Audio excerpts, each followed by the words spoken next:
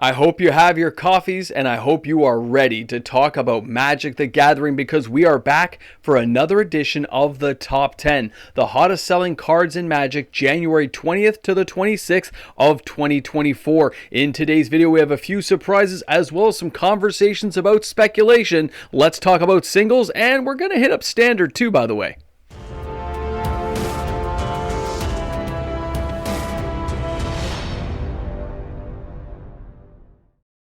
Hi everyone and welcome back. MTG Moxman here, and thanks again for hanging out with me on the channel today. Now before we get the video started, if you're new to the channel, if you're new to my top 10 videos, don't forget, if you enjoy the content, to hit that subscribe button, turn on your notification bells, new videos every day. And of course, I'm being supported here by those fans out there who use my TCG affiliate link. Guys, let's get this party started. So we're starting out at number 10 this week, and that is going to be Watery Grave. That's right, guys, we are going to Ravnica Remastered, and this thing still had 1,821 sales this week. The interesting thing is, this is the only card of the Shocklands that made the list this week. It still had a total sales volume of $22,744.29.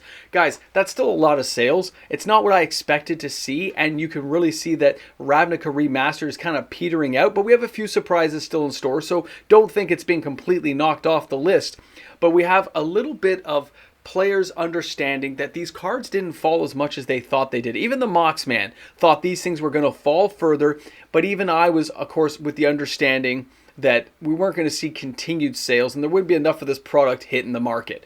All right, guys, let's go ahead and take a look at number 9 this week, and that is going to be Tyvar Stan. That's right, guys. Phyrexia, all will be one. Now this card's only $1.86. It had 2,180 sales this week, which is a total sales volume of $4,000 and $4,054.80. You get where I'm going. It's a shy over $4,000. It's still a lot of sales, but this card, again, like a few others, we've seen these cards kind of come out of the blue. These kind of sales are kind of stacking up right now as players get back into standard, and as more decks are being constructed, players are hunting down individual cards. This one here, by the way, there was a few people buying like 100 plus copies. That makes me believe there's some speculation going on because it's just too many copies. It's not 4, it's not 8, it's like 120 all at once. So that's a lot of copies to sell, so keep your eye out, guys. There's a lot of weird stuff going on we're going to talk about as we go through today's video, and this is just one of them. It's crazy to see a card like this. I mean, it's a great card, but it's just kind of surprising. That's a lot of copies to sell. All right, guys, let's go ahead and take a look at the number 8 card. This is Ral Zarek Anime Borderless Edition, okay? Ravnica Remastered. It's $1. Let's think about this. It's $1 for a Ral Zarek. This card used to be 40 bucks way back in the days of Dragon's Maze. Now, 2,677 sales, of course, means $2,677 at $1 a copy. That's a really cheap price, by the way. I would pick this copy up if I really needed one. It's just such cool artwork.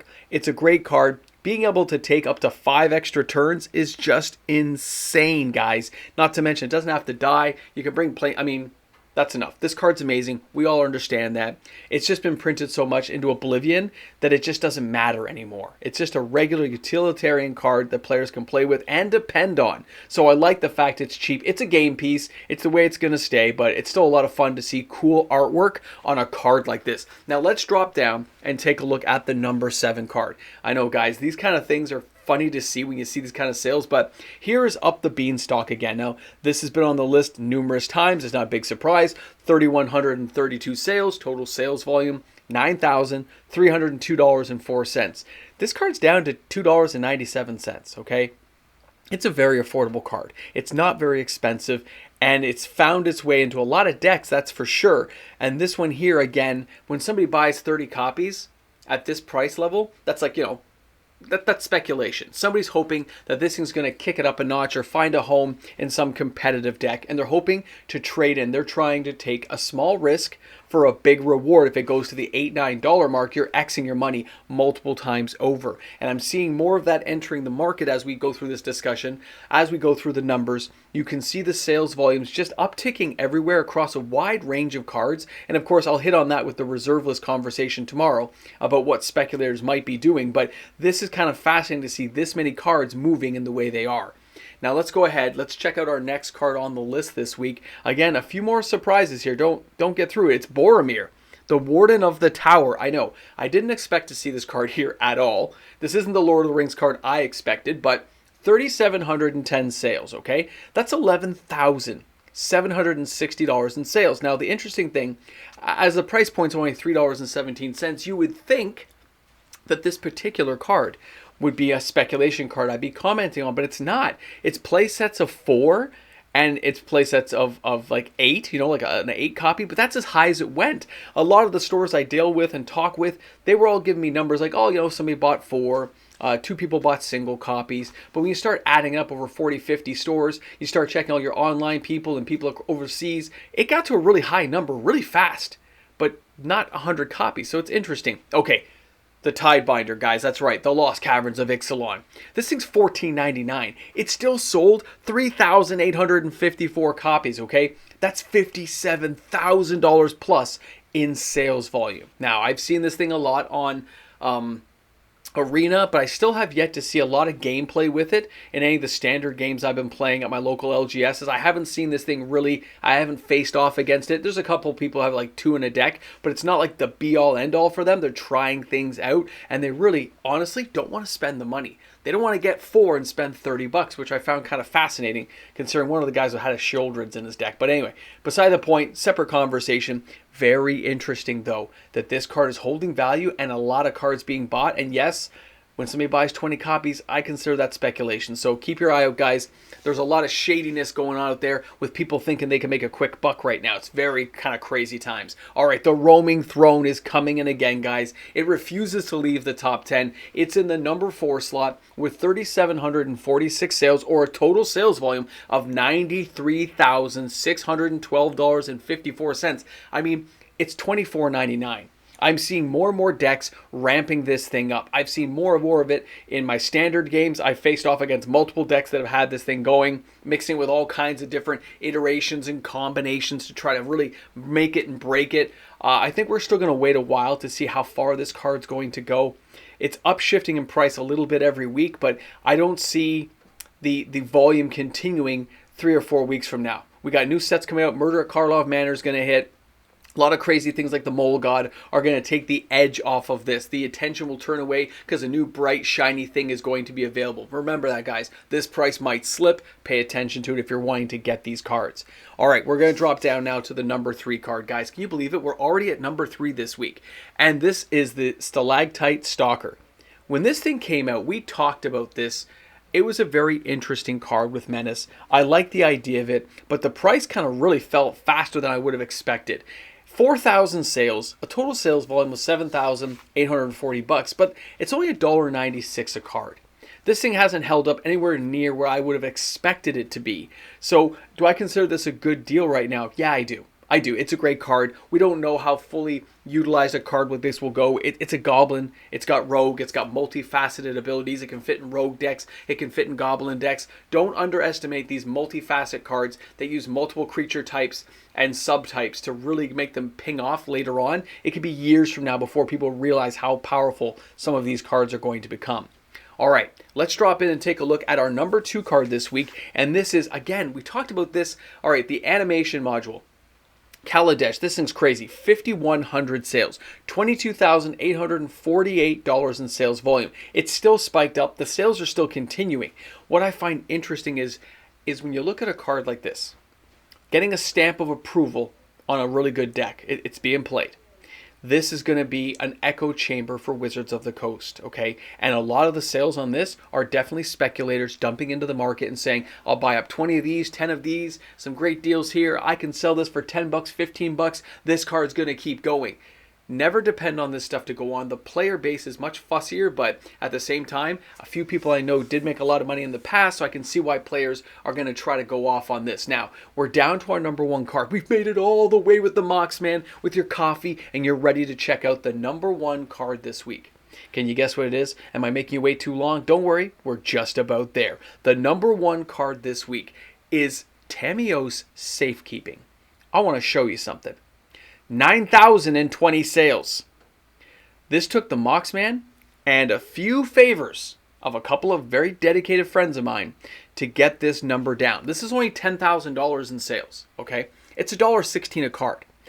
I have seen this very recently in multiple playsets and multiple decks on Arena. I haven't seen it at my standard matches or anything. I haven't seen it other than a couple of Commander decks I've seen in the past. But this one here, a lot of people started buying tons of copies. Not all these things are on TCG Player. There's a few on eBay. A lot of local stores sold out 20, 30 copies. There's a lot of stuff going on with this card, and I think players are just starting to realize how powerful it can be. We've seen different iterations of this card, but it's just so cheap that everyone's buying play sets of 4. And yes, a couple of people buying 50 copies tells you speculation. Now, let's do a wrap up. Okay, we have a lot to talk about here at the end of the video. Speculators are definitely inside this market, and they're being quite aggressive with a lot of the cards that they're taking stabs at, but at the same time, very price conscious, because the cards they're picking have very little risk on the downside, but have big, major upswing potential if any of these cards hit it in major competitive decks in the next little while, or some new combination is found. I find that very fascinating to see the level we're seeing right now in the singles market. It's a very strong market right now, far stronger than we've seen over the last year or so, and that just makes me believe that either Standard's really coming back. There's a lot of players showing interest. Is it going to grow to some new phenomenon we haven't seen for a while? Or at the same time, is it players knowing that things are going to come back around, or preparing for it and trying to capitalize on that future growth? Very crazy stuff. I'm very interested to see and fascinated by the sales I'm seeing this week, because a lot of these cards aren't cards I would have picked. Boromir making the list from Lord of the Rings, why would it not be one of the land cycling lands, right? We've seen those very commonly placed. Tameo safekeeping, I mean, it's $1. It makes sense to me. There's upswing there, potential. It was higher in the past, so I get it. Plus, these sets, some of them are going to rotate out. There's a lot of factors to take in when we're looking at MTG Finance. Now, before we end off the video, a reminder, if you're going to use my TCG affiliate link, use the link you find in this video. It's a great way of supporting the channel. If you're not one of my patrons or YouTube membership members, it costs you nothing, but of course every sale that you make there gets attributed to the Moxman, and of course lets me buy cards for the channels for giveaways and stuff. I really do appreciate everyone takes the time to do that. Don't forget the live stream is 6:30 Eastern Standard Time on Sundays, and of course the reserve list top 10. We have some stuff to talk about. It's going to be very fascinating. Thanks again for stopping by the channel today. I hope you had a good time while you were here, and we'll see you guys tomorrow for another video.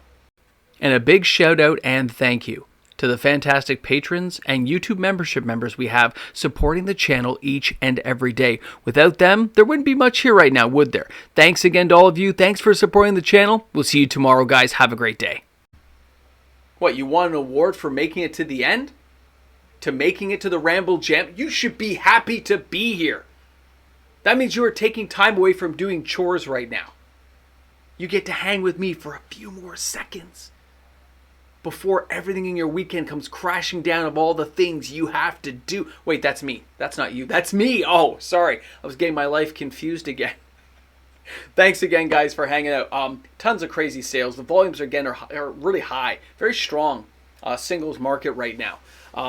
This kind of stuff I think will continue, though. I don't think I'm going to see it abating and slowing down. I think, if anything, it's going to be quite steady as they go from set to set and things don't collapse. Although the play boosters, I'm kind of curious to see where that's going to take us. We'll see how things pan out. Either way, Necronomicon, you're going to turn that to page 803. 803. Discount sales at S-Smart and how to abduct people's souls. It's a great chapter. You'll love it. You will love it. All right, get back to the busy life. I'll see you guys soon. Enjoy the day. Clean up, clean up, clean up.